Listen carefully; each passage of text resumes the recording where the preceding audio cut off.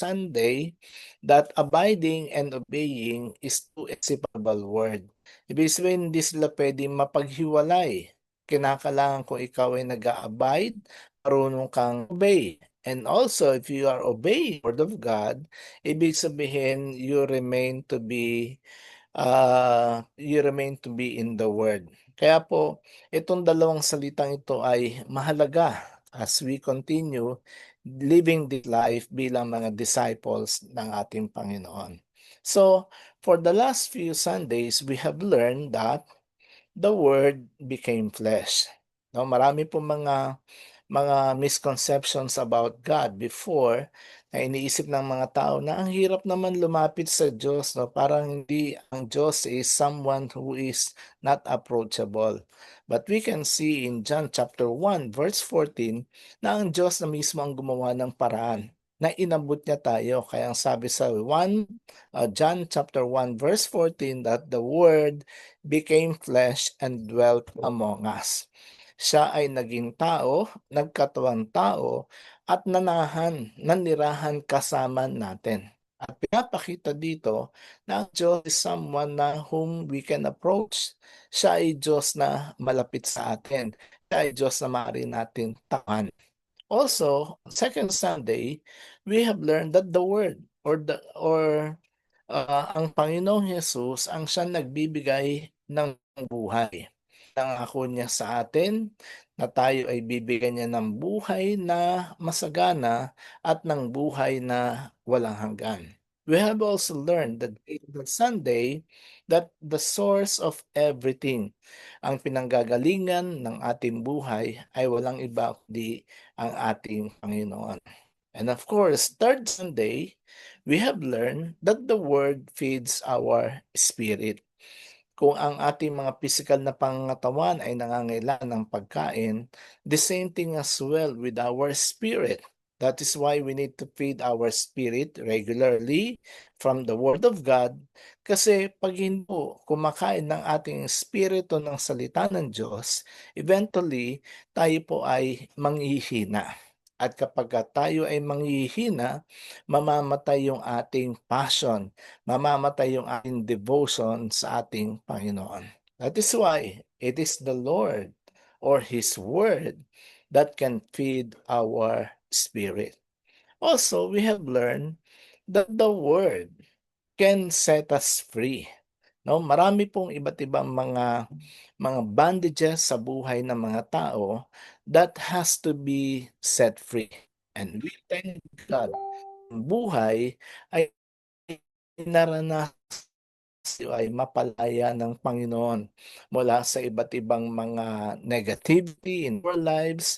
Napalaya tayo sa iba't ibang uri ng mga kasalanan that are trying to push us down, no? Yung nagpipilit na tayo ay pabagsakin at papanghinain sa ating mga buhay. And last Sunday, we also learned that the word bears fruit, no? Ang salita ng Diyos ay naghahatid ng bunga. Mahalaga na naintindihan natin na ang isang tunay na Kristiyano o ang isang tunay na alagad ng Panginoon, hindi pwedeng hindi siya mamumunga. It is a must. It is a natural byproduct of our relationship with Jesus that we bear fruit. No? Kapag maganda ang feeding, kapag maganda ang ating ugnayan doon sa pinakapuno, sabi po ay magiging mabunga tayo. So iba't ibang mga kapakinabangan, iba't ibang mga bagay na ginagawa ng Diyos sa ating mga buhay once we decide to abide and obey the Word of God in our lives.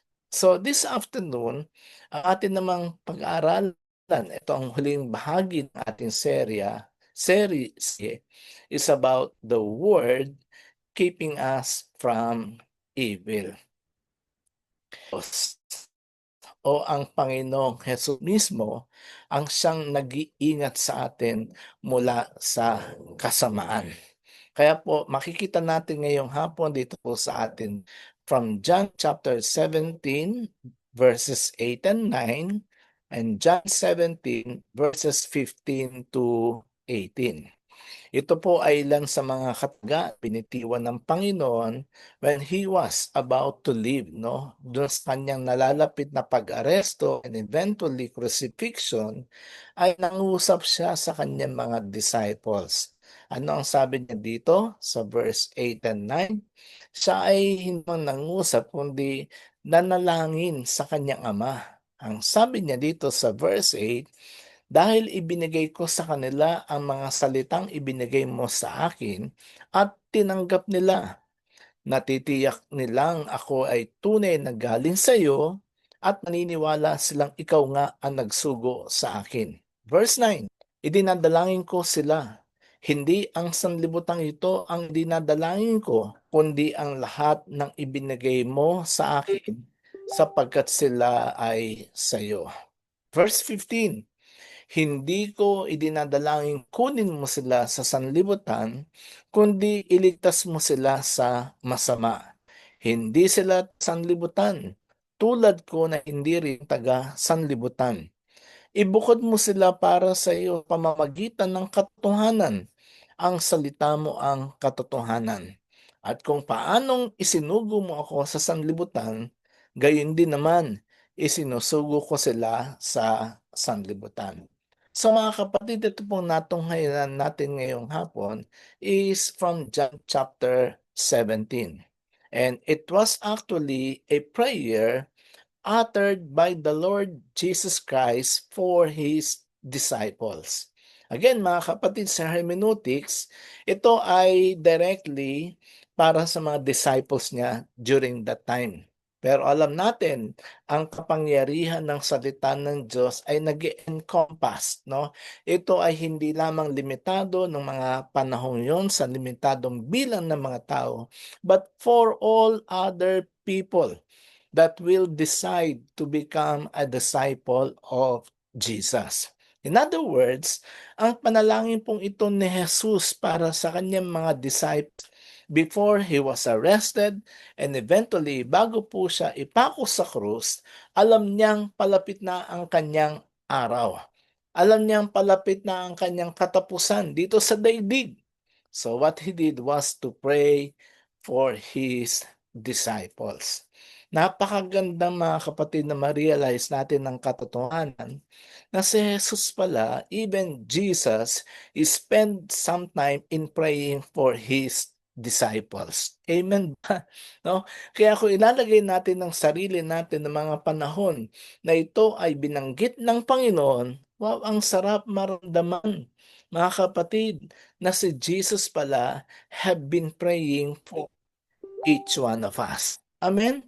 No? At ang panalangin niya rito napakaganda, no? Napakaganda ng buod ng panalangin ng ating Panginoon. That is why Jesus as our Lord and Savior, napakagandang ma-realize natin that He has been praying for us. Ano po ang kanyang panalangin para sa atin? That we may be delivered from the evil one, upang tayo ay mailigtas sa kasamaan. At pangalawa, tayo ay linisin sa pamamagitan ng kanyang salita.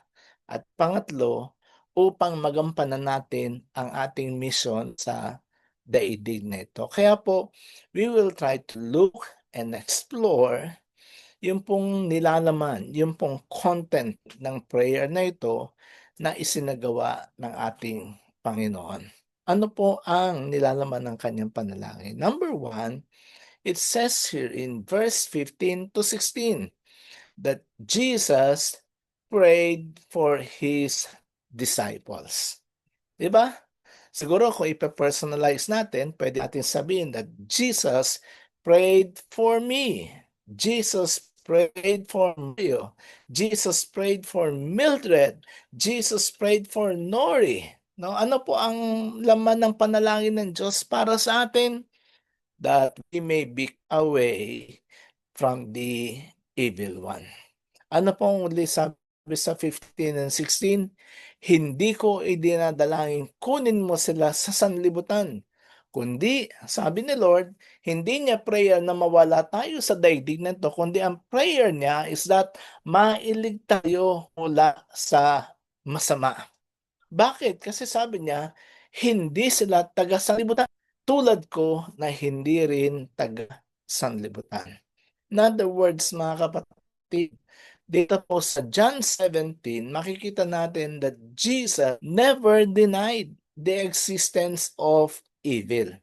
Alam ni Lord, no, for sure, ang masama ay nasa kapaligiran natin.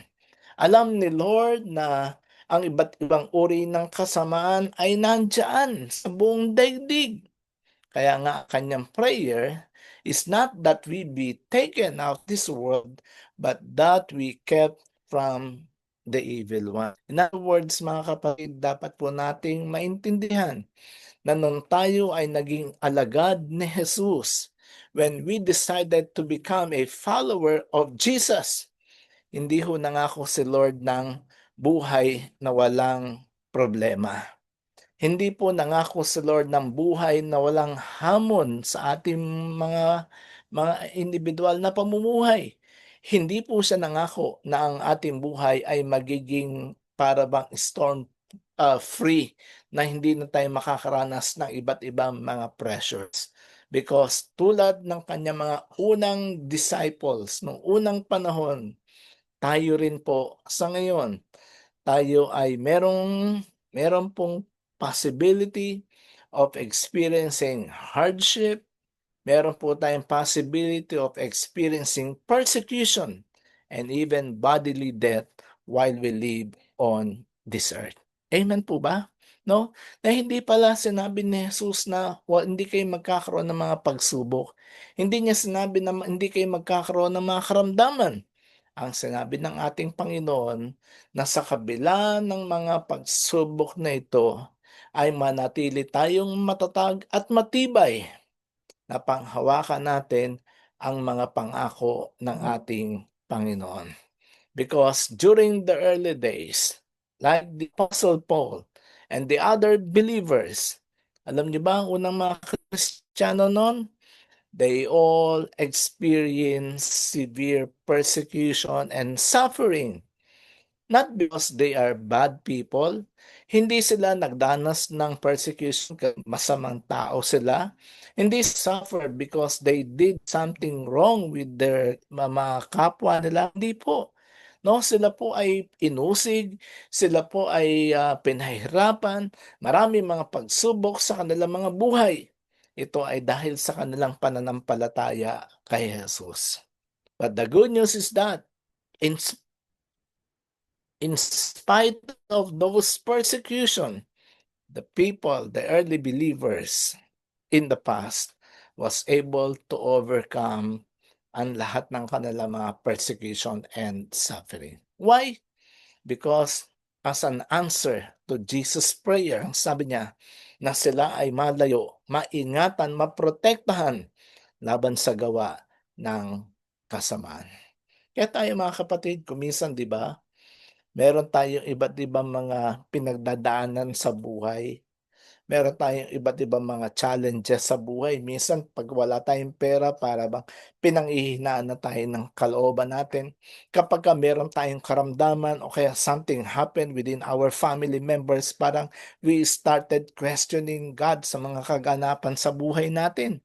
Pero mga kapatid, ito pong mga Kristiyano nung unang panahon, ang kanilang naging tugon sa mga pag-uusig at kahirapan ay ang mas matinding pananalig at pananampalataya nila sa Panginoon. Jesus is praying for us. Jesus is praying for you na ikaw ay malayo sa panghihinang kalooban kapag ang kasamaan ay nandyan sa aligiran. Tandaan po natin mga kapatid, na nalangin ni Jesus para sa atin is that God will protect our hearts, our minds, no, maprotektahan ng ating kaisipan, ng ating mga puso upang sa ganun maramdaman natin ang pag-ibig at presensya ng Diyos sa bawat sitwasyon that we encounter in this life. Amen po ba? Alam nyo, mga kapatid, at this very moment, Marami sa mga kapatid natin sa iba't ibang mga lugar. Kaya nga, 'di ba, meron tayong prayer for the persecuted church kasi napakaraming mga Kristiyano ang dumaranas ng iba't ibang uri ng mga pagsubok, iba't ibang uri ng persecution because of their faith. Pero nararamdaman nila at alam nila for sure that God's love and presence is on their lives in every situation of their lives. Gano'n din po ang puwede nating maranasan. Amen po ba mga kapatid? No amount of hardships, no amount of challenges will be able to separate us from the love of Christ. Pangalawang bagay po na pinanalangin ni Jesus is that sabi po rito, He prayed not only for His disciples to be kept away from the evil one, but for His disciples to be sanctified by His word. Ipinanalangin niya ang kanyang mga alagad na sila ay ibukod, linisin, pakabanalin sa pamamagitan ng kanyang mga salita. Verse 17, sabi po rito, ibukod mo sila para sa iyo sa pamamagitan ng katotohanan. Ang salita mo ang katotohanan. Sa English, sanctify them by the truth. Your word is truth. No? Ibukod mo sila. Sa ibang Tagalog ay pabanalin mo sila sa pamamagitan ng iyong katotohanan. Linisin mo sila sa pamamagitan ng iyong katotohanan. Mga kapatid, hindi lang tayo pinag-pray ni Jesus para tayo ay makaligtas sa gawa ng masama. Pangalawang prayer ni Jesus ay upang tayo ay maibukod, malinis, maipabanal sa pamamagitan ng katotohanan ng salita ng Diyos. You see, the second part of Jesus' prayer is that we would be sanctified by the Word of God. No, yung tayo ay malinis, yung tayo ay maibukod, yung tayo ay mapabanal ng salita ng ating Panginoon. Alam niyo po, many years ago, ako ay nagtuturo nung tinatawag na yung 100 Bible lessons, no? And one of the major topic po doon is about the Word of God. At naalala ko po nung mga panahon na yon na ang salita ng Diyos ay merong iba't ibang mga illustrations na ginagamit, no? Inaaral namin kung ano yung iba't ibang mga illustrations that we can find in the Bible, no? Illustrating the importance of God's word sa buhay natin. Una, ang salita po ng Diyos, 'di ba sa Hebrews chapter 4 verse 12, ang salita ng Diyos sabi ron is like a two-edged sword, no? Dalawang gilid na 'to ay matalas at merong kakayahan to be able to cut, no, putulin ang anumang gawa ng masama sa ating mga buhay. So ang salita po ng Diyos ay parang isang tabak na kayang alisin ang anumang kasalanan sa buhay ng bawat isa sa atin. Pangalawa, ang salita ng Diyos ay para daw itong salamin. Sino sa inyo mahilig manalamin, 'di ba? I'm sure everyday sa buhay natin, humaharap tayo sa salamin. Tulad ngayon, meron akong salamin dito sa likod ko. Everyday, pagtayo ko, I try to really, face the mirror at titignan ko kung ano itsura ko. Lahat tayo siguro gano'n tayo, 'di ba? Gumagamit tayo ng salamin para malaman natin kung meron bang marumi, kung meron bang hindi bagay na hindi dapat na nasa mukha natin para maging malinis tayo at maganda. Mga kapatid, ang salita ng Diyos ay parang salamin din ng ating buhay. Sa pamamagitan ng salita ng Diyos ay nakikita natin mga bagay na hindi dapat sa mga buhay. Nakikita natin kung ano yung mga bagay na dapat nating alisin upang maging malinis ang ating buhay sa harapan ng Panginoon. And thirdly, ang salita ng Diyos, mga kapatid, ay para din itong tubig. na kapagka nakita natin ang anumang dumi o bahid sa ating mga buhay, ang salita ng Diyos ang siyang maglilinis ng mga buhay. Of course, at natin ang purpose ng tubig, isa sa mga purpose ay panglinis sa ating katawan. Ganon din ang salita ng Diyos sa atin, mga kapatid. Kaya nga ang sabi ni Lord, ibukod mo sila, linisin mo sila, pabanalin mo sila sa pamamagitan ng inyong mga salita. In other words, mga kapatid, mga taga-House of Refuge, dapat nating tandaan at lagi nating isaisip that every time we receive God's Word, every time we listen from the Word of God, every time that we hear God's Word being preached, being taught, mga kapatid, ang salita ng Diyos doesn't just inform us. Hindi ho natin nais na mabigyan lang kayo ng kaalaman tungkol sa Bible. Ang salita ng Diyos is not being given to you just to inform you, but actually, the Word of God should transform our lives. Dapat binabago nito ang ating mga buhay. Nililinis nito ang ating mga buhay. No? Kino-convict tayo from our sins at itutuwid tayo sa anumang pagkakamali na meron sa ating mga buhay. Amen ba? Kaya yun ang prayer. At this very moment that you are listening from me, you are listening from the Word of God being taught to you. Pinag-pray na ho kayo ni Jesus. Hello? Pinag-pray na ni Jesus na malinis ang ating, i-sanctify tayo, ibukod tayo, no, pabanalin ang ating buhay sa pamamagitan ng paglilinis ng ating buhay ng salita ng Diyos. And so, as we abide in the Word of God, kapag nanatili tayo sa salita ng Diyos, we can continuously experience, makakaranas tayo ng kaligtasan at kapangyarihan from the power of sin. Remember, tandaan niyo po ito, that victory over evil is possible when we are rooted in the Word of God. Amen po ba? Ang tagumpay laban sa kasamaan ay posible kapagka nakaugat ang ating pananampalataya sa salita ng Diyos. Yung hindi ba tayo madaling matitinag? Hindi katulad ng ibang mga tao, pagdating ng problema, nawawala. No, pagdating ng kahirapan, parang hindi alam kung ano gagawin, kinakalimutan si Lord sa buhay nila. Hindi po. Kapagka tayo ay rooted sa salita ng Diyos, we can experience victory over evil.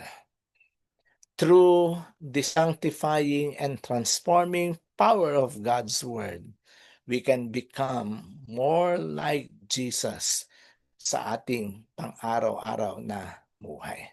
Sino ang gusto maging kawangis o kamukha ni Lord? Mga kapatid, we can experience that. We can experience that by the sanctification and transforming power of God's Word in our lives. That is why kailangan laging may laman ang buhay mo ng salita ng Diyos. Lagi ito regular na bahagi ng buhay mo. Kasi ang salita ng Diyos ang siyang maglilinis, magpapabago, magpapaganda ng buhay natin. Amen? Thirdly, Jesus sent us into the world for a purpose. Pagkatapos ay ipanalangin na tayo lahat ng kasamaan, pagkatapos niya tayo ipanalangin na tayo pa ay malinis, maibukod sa pamamagitan ng kanyang mga salita. Ngayon ay isinusugo naman tayo sa daigdig for a purpose. Hindi ho with nothing at all, but with a purpose. Ano sabi sa verse 18? Kung paanong isinugo mo ako sa sanglibutan, gayon isinusugo ko sila sa sanlibutan. As you sent me into the world, so I have sent them into the world. Mga kapatid, pagkatapos niya tayong ipanalangin, ngayon naman ay kanya tayong isinusugo sa sanlibutan. Kasi sabi po ni Lord, 'no, pagkatapos niya pong ipanalangin 'no, after praying for his disciples to be kept away from the evil and to be sanctified by the word, ngayon meron ng action. Alam niyo ang salita ng Diyos every time we hear of it, dapat meron pong action point. And as mentioned dito po sa verse 18, "As you sent me, so now I am sending them into the world." In other words, it was no longer a prayer. Hindi na ho ito panalangin yung verse 18. It was a statement of fact, isang pangungusap, isang bagay na ginagawa, nais gawin ng Panginoon sa atin. Ano po ito? For us, His followers, to go into all the world and proclaim His truth wherever we go. Nagkakaintindihan ba tayo mga kapatid? 'No, ang buhay ng bawat isa sa atin, saan man tayo dalhin ng Panginoon, saan man tayo ilagay ng Panginoon, sino man ang kausap natin, let us always take the opportunity to be able to share the truth of His gospel. No, ma-share natin sa iba. Alam niyo po itong gawain na ito, hindi ho para lamang sa mga marurunong. Hindi ho ito para lang sa mga pastor. Hindi lang ito para sa mga bishop. Hindi lang ito para sa mga doktor. Para po ito sa ating lahat. Amen po ba? No, lahat tayo ay merong kakayahan to be able to tell others about His truth wherever we are, wherever we go, and wherever the Lord leads us. Napakalaki po ng mandate na 'to. It is overwhelming, but it comes with an assurance. Yes, malaki siya. Parang overwhelming 'no, parang hindi mo kaya. Mga kapatid, tandaan natin that it comes with an assurance of God's protection, with God's power as revealed to us sa pamamagitan ng prayer ni Jesus. God give us everything we need. Actually, binigay na ho ng Diyos ang lahat ng mga bagay na puwede nating kakailanganin in order for us to be able to obey and proclaim Him into the world. Ang kulang na lang, hakbangan natin. Ang kulang na lang, gawin natin kung ano yung bagay na ipinapagawa ng Diyos sa atin. Tayo po'y manalangin. Lord, marami pong salamat for your word for us today. Salamat po, Panginoon, na ang mga salita mo ay tunay na merong malaking kinabangan at benepisyo sa aming mga buhay. When we decide to abide and obey your will in our lives. Gabayan niyo po kami at patuloy na nawa ang mga salita mo na aming tinanggap ay hindi lamang manatiling isang impormasyon o kaalaman, but Lord, we will start doing and walking on it at gawa namin ang application sa aming mga buhay. Thank you and praise you, Lord, in Jesus' name. Amen, amen.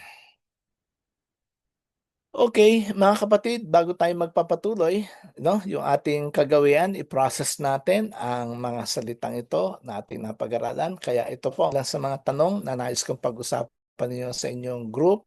Una, ano ang pagsubok ang hinarap mo sa buhay? Papaano ka nagtagumpay dito? Pangalawa, bakit mahalaga ang salita ng Diyos sa buhay natin? Paano mo maipapakita ang kahalagahan sa'yo? At pangatlo, ibahagi kung paano at kanino mo ibabahagi ang love ni God ngayong week. So picturean niyo po at tayo po ay magkakaroon ng ilang minuto ng, babahagi, i-share natin sa ating mga kasama sa group kung ano po ang maging mga katugunan natin sa ating mga, discussions ngayon. Amen po ba? Okay, excited ba kayo mga kapatid 'no? So, ito po ay gagawin natin, pagtulong-tulungan natin para sa gano'n maging ang ating, narinig natin na salita ng Diyos ngayong hapon. Okay, so join po tayo sa rooms natin.